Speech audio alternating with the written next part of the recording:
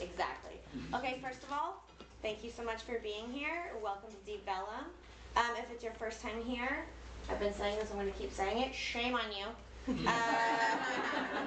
we've been here for 10 years, and we're not going anywhere, and we're happy to be here. We're the largest publisher of literature and translation in the United States. Wow.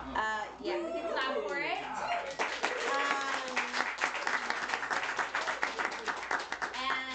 We began as a literary nonprofit with the intention to bring literature from around the world into the English language, and to English language readers, but now not exclusively our project.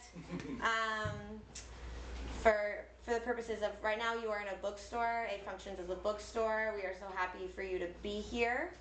If you have more questions about any of this, you can come find me. My name is Riley Renhack. I manage the bookstore. This is Linda Stack Nelson, without whom any of this couldn't happen ever. I don't even know what their job title is. It's just indispensable. And without further ado, I'm going to introduce the translators. I also want to say it's so deeply exciting that there's a full room for a conversation between translators. It's not the most popular or best-selling genre in general, but it's my personal favorite. I think these conversations are sometimes the most fruitful, and so it's very cool that you're all here, and I feel like a lot of you were professors, so tell your frickin' students that we're here. Okay, I'm going to start with Shelby, and then I'm going to lead to you, okay? So, and I'm sorry for reading off my phone, it's 2023. Shelby Vincent, they're both Deep Vellum translators. Shelby Vincent received her PhD in literary translation from the University of Texas at Dallas School of the Arts and Humanities in 2015. She is currently translating another of Buyos's novels, entitled The Virgin and the Violin. I almost wanted to say it in Spanish, which is loosely based on the female Renaissance artist Sofonisba Anguissola.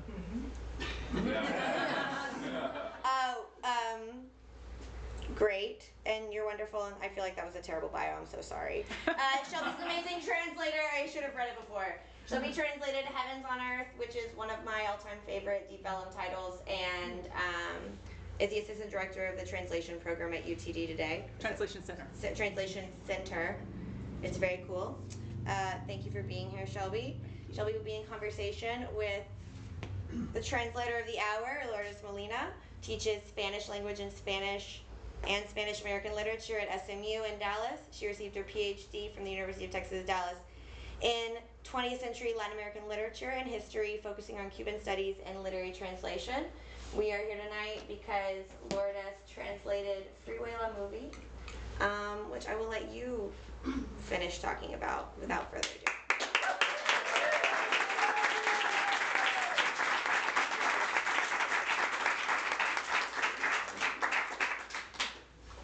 So we'll ask Lourdes to begin then with a description, a synopsis of the novel to give us kind of an orientation and some context.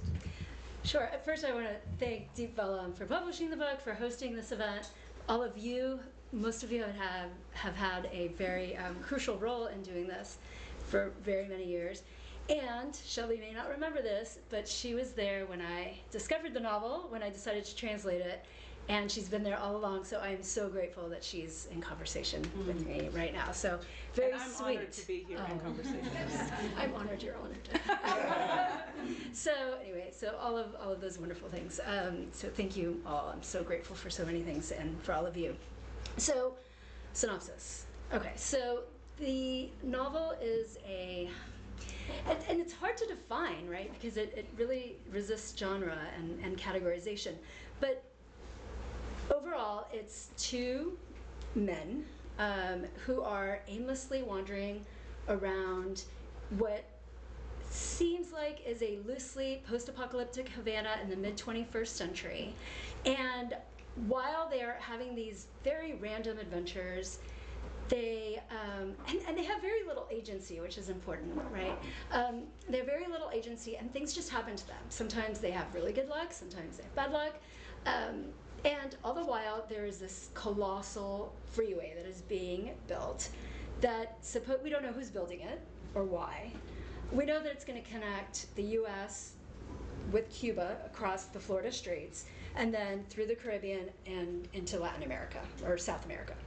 So it's connecting an island, so it's going to cease being an island.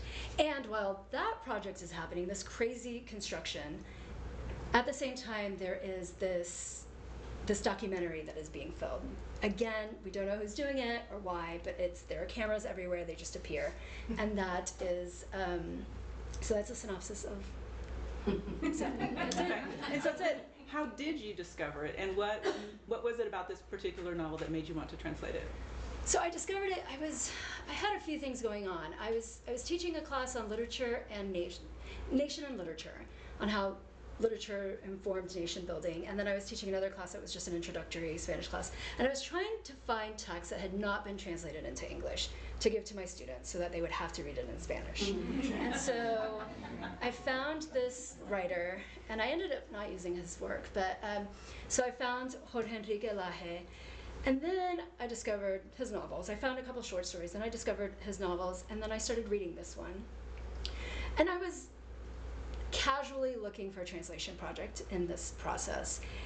And then I started reading and I thought, okay, I can use this chapter to teach X, my class, and then no, this chapter, and I'll do this instead. And so I kept reading it and I thought, actually this is a very neat text, and it's doing some crazy things, but it's also accessible at the same time. So it's cyberpunk, which is a great way to represent Cuban reality and the Cuban conditions, and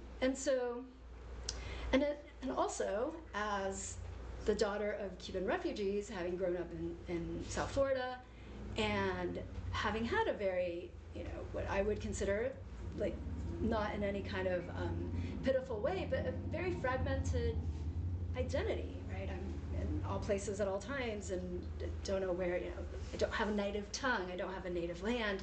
And so in a lot of ways, the fragmentation and just the wandering aimlessly of these characters really, it felt like it was telling my story in a bizarre kind of way, right? So anyway, so that's what drew me to the book. So it's very, very personal for me, which I'm assuming a lot of these projects are, but. Yeah. Would you read a bit for us then, in sure. Spanish and then in English? Yes. Okay. And maybe set up the reading? Yeah, so it's kind of hard because the narrative is it jumps around, and it's, okay, so what I didn't say was that, the subtitle is La Movie. In Spanish, it's The Movie. But it's not formatted like a screenplay, but it reads like you are watching a movie being filmed, or like you're just watching a movie. And so, because of the nature of that narration, I just decided, I agonized over this, but I decided to just read the first chapter to set it up, and because otherwise it would just take all day to read something that would make sense, because it's just the nature of the narrative. So this is the first chapter, and it's called Breaking News. In Spanish, it's called Breaking News, right? It's titled in English. Okay, so I'm just going to read a couple paragraphs in Spanish and do a longer version in English. Okay, so Breaking News. Dicen que la autopista va a atravesar la ciudad de arriba abajo. Lo que queda de la ciudad. Por el día avanzan los bulldozers barriendo parques, edificios, shopping centers. Por las noches, yo deambulo en las proximidades del mar, entre los escombros, las maquinarias, los contenedores, tratando de imaginar desde ahí la magnitud de lo que se avecina. No cabe duda de que la autopista será algo monstruoso. Con las autopistas ocurre lo siguiente. No importa por dónde pasen, a cada lado empieza a crecer como mala hierba del espacio, como posibilidad, el desierto. So it just sets the scene of how the island is being transformed by this construction. So in English, less breaking news. All right, they say the freeway's going to cut through the city from top to bottom. What's left of the city anyway. During the day, bulldozers sweep through parks, buildings, shopping centers. At night, I wander by the sea. through the debris, the machines, the shipping containers, trying to imagine the magnitude of what's to come. There's no doubt the freeway is going to be monstrous. That's the thing about freeways.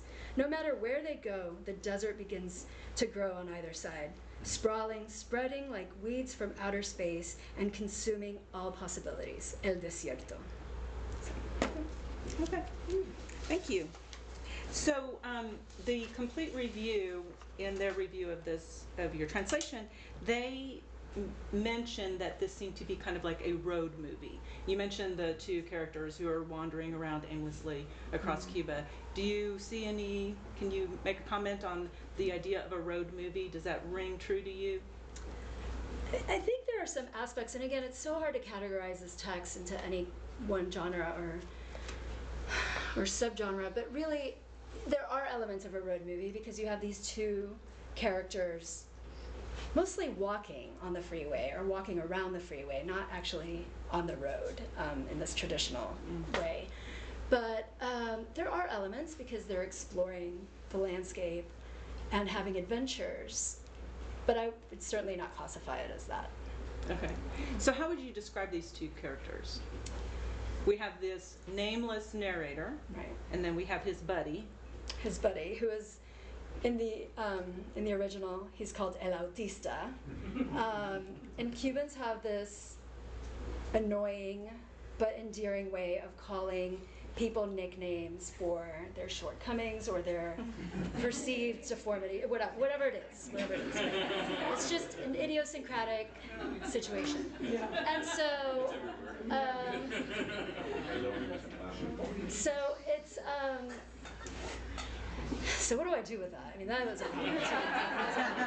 But so anyway, so there's this nameless narrator, and then there's El Autista. So, and they're both, they have this interesting dynamic where the narrator seems to be very sensible and very, neurotypical, and reacts in ways that you expect him to react when there's something strange happening or something that might make anybody scared. And then El Autista has this other way of seeing things. And so together they give us a very nice perspective of what's happening.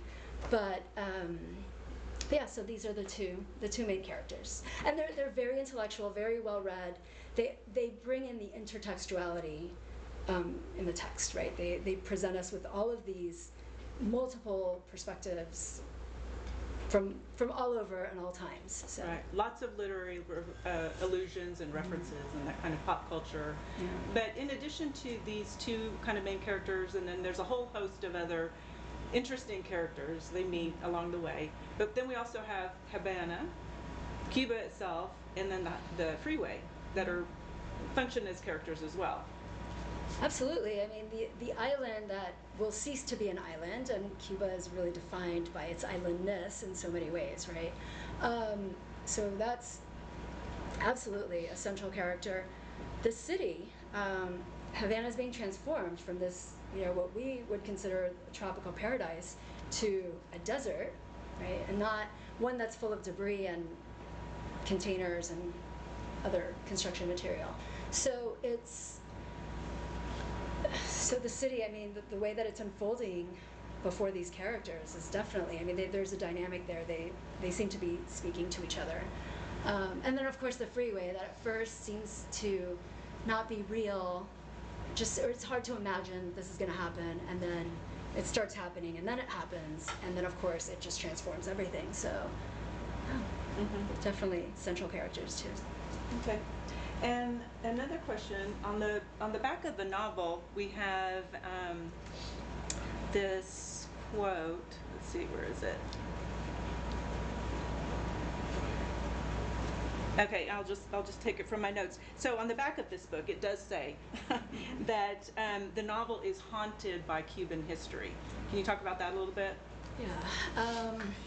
Okay, so I'm going to oversimplify it and not do it much justice, but if I had to do this, I would say that the overarching experience of Cuba in reality and in the imagination is this idea it's this need or desire, this fight for autonomy, for sovereignty, right? So because of its location, I mean, for most of modern history, it was the gateway to the Americas, right? So if you controlled Havana, you controlled a lot, commerce and territories and such.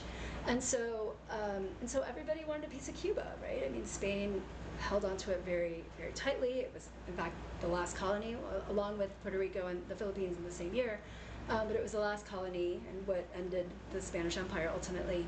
And I mean, the British were there, and then later in the toward the end of the 19th century, the Americans were there.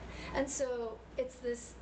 There's this need to be autonomous and to be, and in fact, I mean, this is the propaganda for most of the 20th century of Cuba for Cubans, right? This idea of like, let us do our thing and get out of here.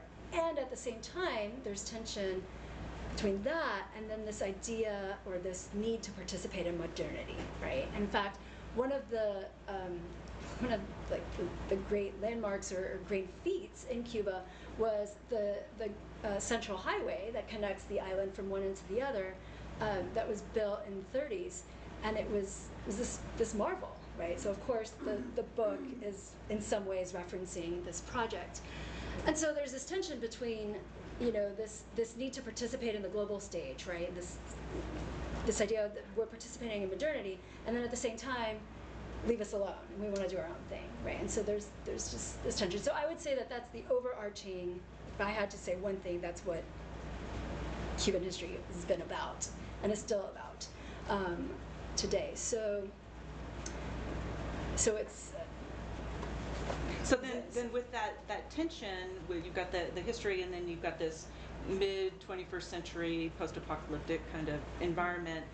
And then the novel, as we mentioned, is full of all kinds of literary references and allusions, pop cultural references, primarily with the United States. What kind of research did you have to do to work all that in the translation? So what's interesting is that I had to learn more about U.S. pop culture. I had to research more about the U.S. than I did about Cuba, because even though, I mean, I grew up in Miami in the 80s and 90s, I should know about Courtney Love and all of these things. Right. So, I mean, so even though I knew these things existed, I didn't, Buckethead, I had no idea who that thrash metal person, and I just didn't know. So I had to research all these things that I, you know, having lived in that time and space, should be more familiar with. But so I did a lot of research.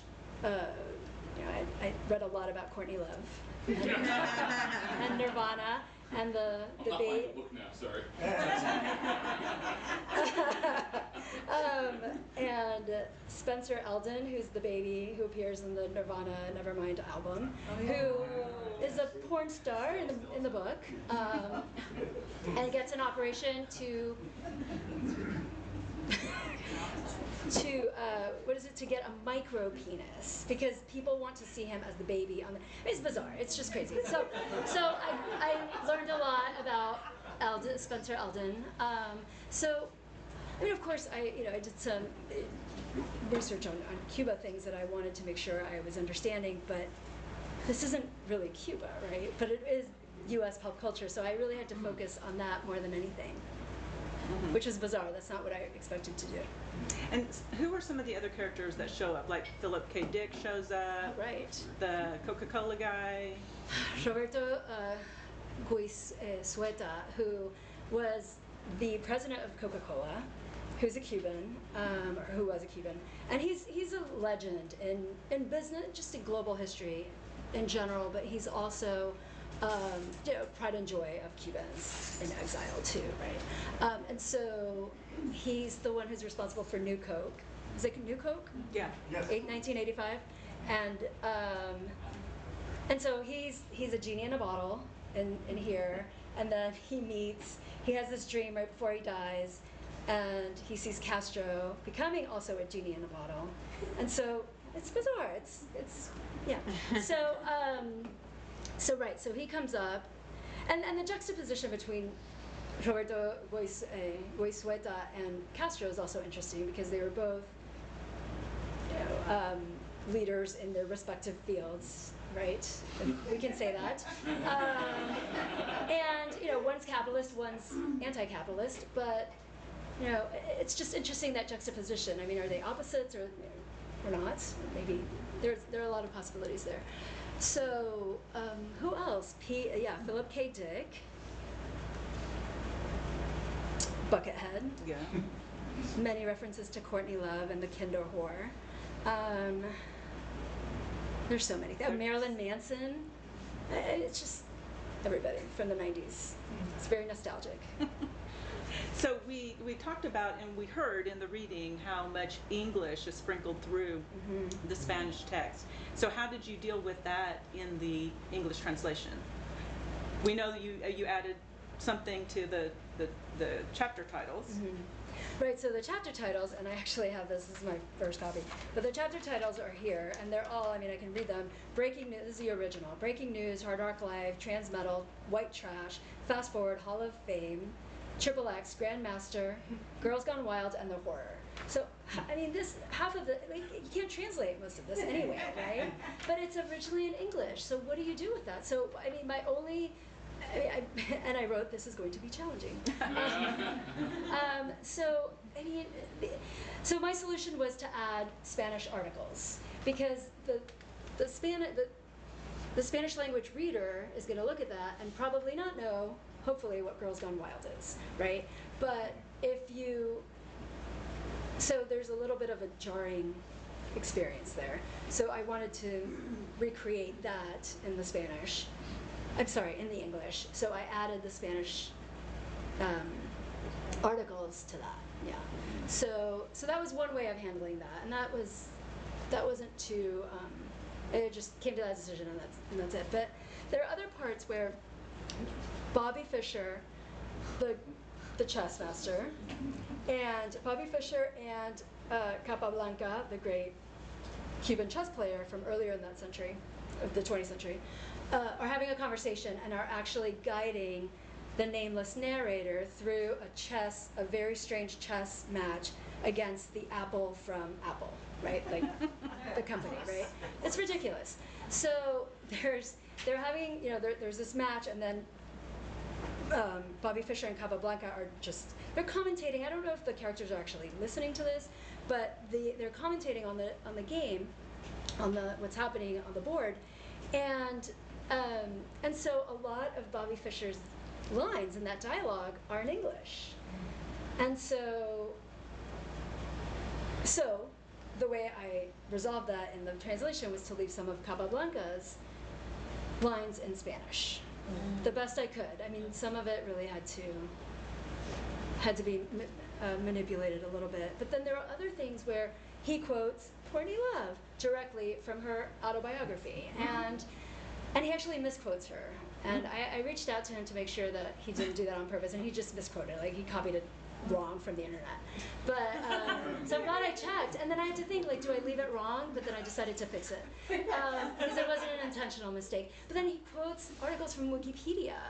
Sometimes he translates these things, and sometimes he doesn't. So in other places, I left some things in Spanish, or actually added Spanish in some cases, just to have that same effect in the English reading. So, are there any other particular challenges that you came up against? Anything that you considered maybe untranslatable? The chapter titles, but I took care of that with the article solution. There is this one part when the freeway's been constructed, and the construction has devoured the land, and there are all these debris at its banks, and so people are living in these essentially landfills, and one landfill has what seems to be like radioactive marijuana, right? And so they meet the Rastas, the narrator and El Autista meet the Rastas, and the Rastas are presumably Jamaican, and instead of dreads they have snakes, and they're growing out of their heads. So like a Medusa character, and then they feed the snakes the radioactive marijuana, and so the character becomes intoxicated.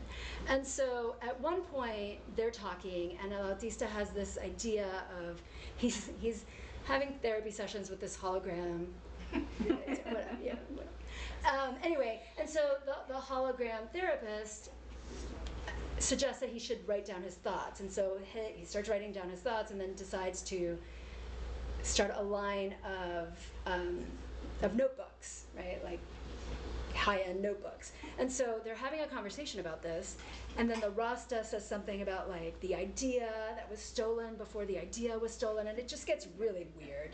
And I really banged my head against the wall with that one, and then I decided, if they're high, this isn't a language problem, right? Like, this is, right?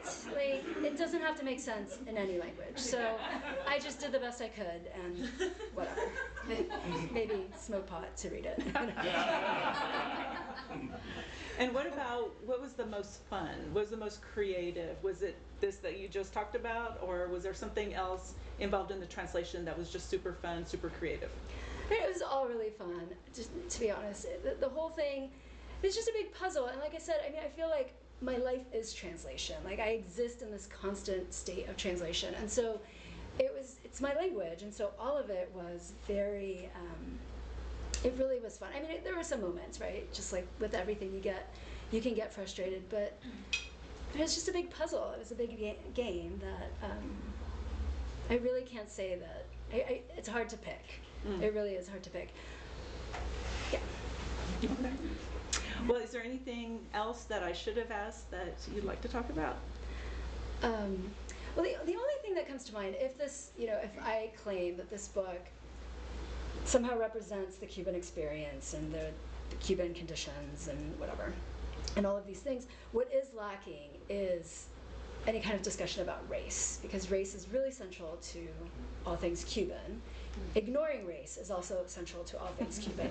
And so the fact that that doesn't come, not that it needs to, I just think that's missing from the book, and I just want to point that out from the original, yeah. Okay. Yeah. So we can open up to questions if anybody has other questions that I might have missed. I'm curious how translating it changed, and maybe you talked about this, but please expand on how translating the text that you were already familiar with from teaching it changed your relationship with the work. Well, I didn't end up teaching it. Oh, okay. But of course, I mean, every time you read it, and once you start working with the words, it totally changes it's your best friend for a very long time, right? So it completely changes the relationship. In fact, there are some texts that I read sometimes, and I'm like, if I just translated this, I would, just as an exercise, I would like it better. Maybe that's not true, but I have these thoughts. But I should teach it. I don't know how I'd incorporate it. Right Well, now they can cheat. Right? Yeah. They have to buy the book, right? They have to buy a book. So win-win, right? Yeah. Yeah. I think you asked a question that was something like, or made a statement earlier about how literature, the experience is haunted by Cuban history, and I was wondering if either of you thought in Ada Fair's new Cuba and American history. She's from Cuba and I think teaches at NYU, and she writes this idea that, well, in some ways, Cuba is haunted by American history. And so I was wondering what you thought, like in terms of both being in the kind of the bilocational, bicultural understanding and essence of where you come from, and then the author, like how does that fit within, like which of those areas do you feel like is one more haunted than other? Yeah, I mean, I think, okay, so I'm reading that book right now, actually, Okay, yeah. and it's fabulous, because she does a really good job of adding to scholarship that has already happened. But, so, Luis Perez, who's a Cuban studies scholar, he wrote a book that's titled Ties of Singular Intimacy. And really, we can't talk about Cuban history without talking about the US, and we can't talk about the US without talking about Cuban history. And so what is interesting too, and we see it in pop culture here, but of course it manifests in so many other ways. But it's very haunted, and what I think is interesting is that the period, the pop culture that haunts this novel is from the 90s, right? And that's during the special period when Cuba was in fact completely isolated. Well, I mean, it's impossible to be completely isolated, but as isolated as it ever was from the rest of the world. And so, and this writer is grew up, and he's my age. So and this is another thing. I kind of feel like we have parallel lives, but or we're opposite of each other, but it's interesting that it's 90s pop culture, and during this time where they had no access to 90s pop culture, so there's this huge void, and there's a lot of void in this novel, right? There's a lot of absence and loss and grief, and it's very ambiguous, but it's very much present, and so I think that it's especially interesting that it's 1990s pop culture, a time where that wasn't available in any way. Because right now, I mean, you could get, episodes of The Bachelor in Cuba before they released here, right? Or I'm told I haven't. but I mean, that they are in fact part of the world in ways that they never have been. So, but at this point, when Lage was coming of age, he didn't have access to this, and that's what is haunting him in this. Or haunting the novel, rather. So, but we can't separate these two experiences, right? When you're translating work and you have a bit there that is very, very culturally embedded in the source language and culture, like how do you evaluate how you translate that into the target language and culture, and what's incumbent upon the translator to make relevant in that translated text versus what's incumbent upon the reader to know about the context of the author and the language and the culture? It's a really good question. I mean, and I think there's so many ways to approach that. I don't know, do you want to give it a shot? This is your night. Oh, come on, Shelby. Take it all back. I mean, no, that's a good question, right? So how much do you explicate, and how much do you translate, how much do you trust the reader, and how much, what's the reader's responsibility and what's the translator's responsibility, right? And so, I mean, in this case, I left a lot to the reader to do a lot of the work, because I think the original does that too, right? Yeah. I think that would be so. I think that's particularly clear. Sorry, with how he put in all the English, especially the chapter titles, right? Yeah, that's right. But I think it just depends on what it is you're translating and what the goal of the translation is, and what the original's doing, right? Yeah, I guess I was more wondering, how do you approach that, and how do you determine what to leave to the reader and what to take on? Oh gosh. I think if the reader would completely lose something really important, then I think that you would need to add some kind of explication, some kind of stealth gloss that would at least clue the reader into something. Right. But yeah, I mean, you have to pick and choose. But you also don't want to hand it right over, right?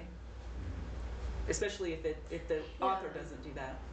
Well, and you lose a lot of the rhythm and the just the experience. But I mean, even in the couple paragraphs I read, I do that with el desierto, right? I say the desert is growing, and then at the end I put el desierto, because I think that's a very important word in these couple of paragraphs. But I did explicate, although el desierto is probably obvious, but yeah. So. Thank you.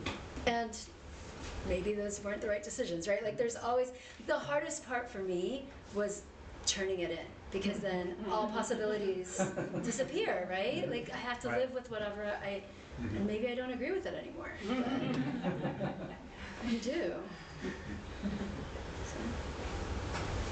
When was the book published in Cuba and how was it received? So 2014, and it was. So here's everything in Cuba is complicated. So it's just so hard. It's hard to publish, to physically publish, right? Materials, right? There's a lack of materials. There's lack of resources, all kinds of resources, and so it was published. And to be honest, I don't know how many Cubans in the public read it, but it did win several awards. So it was well received by critics. It was well received abroad. All of his work has been, but in terms of the public and how, like, just the reception, I haven't found a way to figure that out. Except when I was in Cuba in 2019, and anybody I talked to knew who he was. Of course, I was talking to professors and academics and other writers, so it's different. It's a different subset. But so I don't know that. But yeah. Elise, you had a question. Oh. First of all, I want to thank you for this because aside from maybe Tolstoy, I've never really read a translation or paid much attention to translations. So this was new for me, and it was way outside of my comfort zone as far as like the references are concerned.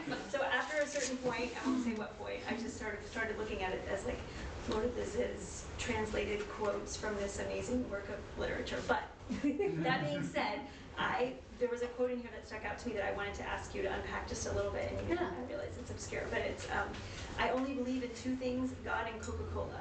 Now you've taken one of those things away from me. God only knows what I'm capable of now. So that's beautiful. Yeah, see with my old lady, So 95. this is, I named my. So I was going to ask about kind of because I feel like that some of that give and take might be a faith or something like that. So I was going to ask about that. So that actually comes from, and it's quoted in the book, right? But that actually comes from a hate mail that Coca-Cola sent Roberto Goizueta after he changed the formulation for new Coke. So there's this outrage. There are books written about this phenomenon, right? Like, people were so angry about Coca-Cola changing the formula. And so, but this is the kind of research I had to do. He left it in the English, so I'm like, well, this has to belong, like, this is somewhere. And so I put it into Google, and it spit out a Google book that was, so, but you wouldn't know that. But you don't know that in the Spanish either. So it's this hate mail because people were so outraged. And so, and again, back to the parallelism between Goizueta, such a hard word to say, Goizueta, and Castro, right? They both had these revolutionary ideas. There's a lot of backlash, and there's a lot of catastrophe, and right? So it's just, but that's where that comes from. But back to the research of pop culture. I had no idea. I have a question or a comment. So I fell in love when I was really young, not being an academic, just an avid reader, with some of the most popular, I guess, Spanish to English translation novels in the magical realism genre, over the past 40 years. And that genre and those translations, I think, have been done very well because they convey through beautiful words, floral words, a political story that was embedded in the lives of the people in the story that we're being told. That seems very apropos to that time and generation. And when I read this book or started to read it, I apologize, I haven't finished it yet. I feel like this novel and the political commentary and the way that it's written and the way it's translated, very true to that, speaks so much more to a different generation and the times that we're living in now. And I know you've probably spent a lot of time working through both genres, and I wonder if you could sort of comment on and contrast those two in the way that they use words and storytelling to make political commentary to the readers. Yeah, I mean, that would, and this is postmodern, right? So it's just a completely different approach. And although I think there are very poetic passages in this I agree, novel. that's what made me think But of it's it. very jarring and it's very fragmented, Yes, right? It's a different feeling of it. It is. But you know, back in, I'm assuming you read the Gregory Rabassa translation of 100 Years of Solitude. I'm assuming you're talking about 100 Years of Solitude. But Well, that's maybe not many nice. books, but yes, that was one. But I mean, it's just a completely different style, and and this is just off the cuff here, but there's still this maybe belief in a meta-narrative, right? In some political system or some religion or whatever it is. And I think at this point, especially after the special period, all of that faith goes away, right? I mean, Cuba is in all kinds of limbo.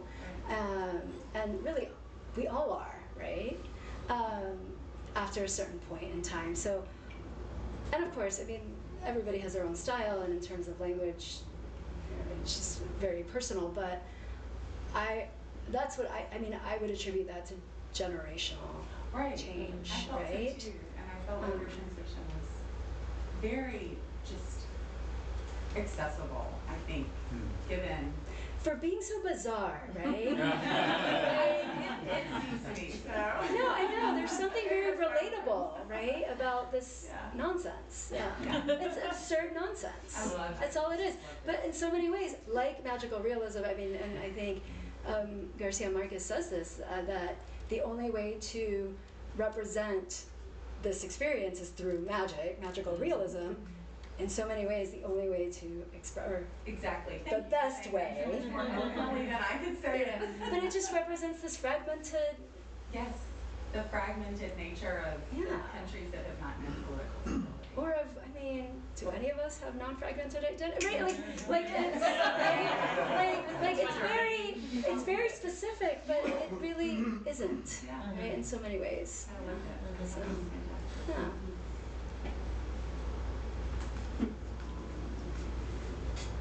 Other questions? I guess I got one real quick. So you talked about the American pop culture references. Are there any Cuban pop culture references that might go over the head of an American reader that maybe they should know That's about? a good question. Well, it went over my head. I don't know. That is really interesting. I mean, there's all, obviously. Sorry? Well, I actually got that. I remember that. You remember? I mean, that new Coke fiasco. yeah, it's, I have a vague memory of that. But, so, I mean, there's the classic cars and the things that we think of when we think of Cuba, right? As North Americans in this, right, in this very weird dynamic we have with the nation. But no, because again, it's like not really Cuba anymore, right? It's this other thing that we can't quite, I mean, who's governing and who's there, and we just don't know. It's very, very ambiguous and weird. So, or I missed it, which is possible too. Jorge loves governing now. See. I wonder if the author wanted to fill in some blanks, or if all of these cultural references came very freely to him. You know, if it was more of a construct around the narrative that he found these things to fit in, or if... So I've asked him a lot of questions about this, and he was so dismissive. He was, he was. I was like, how do you know all this about these very esoteric things? And he's just like, well, US culture is world culture. We just get a little later. I'm like, really? That's your answer? Like, he really didn't want to engage with that question. And he, over and over again, he's like, that's for the critics and the scholars to figure out. And all this stuff, I'm like, come on, man. I mean, come on. Like, so he wasn't, I guess it's exactly what you expect from somebody who wrote this novel, right? It's totally on brand, right? So I don't know, but this isn't unique to this novel or to this writer, right? This 90s nostalgia, I guess. I don't even know what to call it. It's just pop culture experience. Yeah. Lourdes, how old is the author? Oh. And did he ask you how old you were? Well, his birthday is published, and now my birthday is published too. So, so he is 44 years old, and I am 44 years old. And so, and this brings me to something that I wanted to say is that, as I mean, my parents were dissidents, right? My dad was a political prisoner, eventually exiled. I was born in Cuba, left Cuba, 13 months old, 14 months old. And so I have no memory, except I have all these inherited memories, right? These generational memories, these, all these things. And growing up in Miami, which, the entire city is a Cuban enclave, right? It's just, and so for me, and I think about this a lot, exile was the sliding door moment, right? My life could have been totally different. And so I often contemplate, like, what would that have been like? Would I have joined the Revolutionary Party? Would I have not? What would I have done? How would things have unfolded? And so I loved the novel when I first read it, but then I discovered that he was my age, and he was in Cuba. And I thought, this is my other, right? This is my, the other possibility, right? The other possibility. Counterfactual. Yeah, and so it was really special to, we're the same age. Yeah. Cool. Yeah, so it's a very, very personal project in so many ways, yeah. So it could be you, Yeah, and he could have been the translator. Exactly. Exactly. And in some alternate multiverse, that's a possibility, right? Yeah. It's interesting that there's such lack of access to publishing there, and yet, his work is sort of published all this stuff. A lot of Cuban writers publish in Spain. Some in the U.S., but mostly Spain has a monopoly on most of that.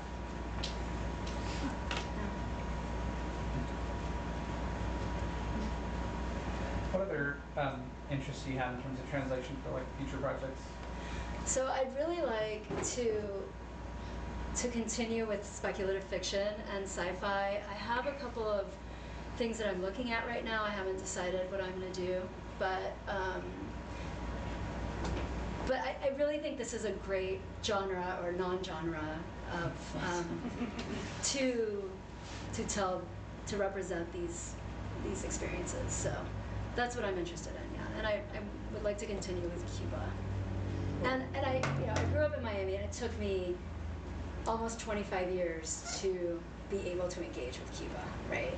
Because it's so much, and it's so intense in Miami. It took at least a decade before I could even think about it. And so now I'm ready, and I'm gonna keep working on it. So. Lourdes, I have one more question. Yeah. Did you work personally with the author? Did you meet with him? No, he's in Cuba. So. You've never met him? We've emailed. And how much English does he speak, if any? Seems like a lot. Okay. Yeah. Seems like, he reads in English. He reads a lot of material in English. But we didn't collaborate very closely. And I know you've collaborated some more with Carmen Buyosa, but you seem to be more in touch than I was with Jorge Enrique, right? Yeah. And actually we didn't have, if I emailed him within 24 hours, I had a response. It wasn't a communication issue. He just wasn't interested in, he either trusted me or was just like, I'm done with this, like it's your job now, right? So he was very polite and very professional, but he didn't want to engage in the process. Maybe he got hate mail from Coca-Cola. Maybe so.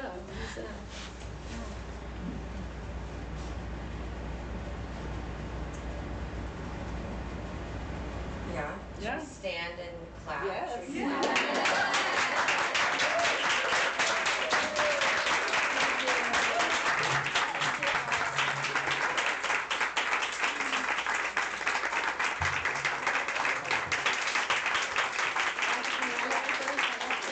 Thank you all. And Alicia and Yvonne have prepared this very cool sci cyberpunk spread.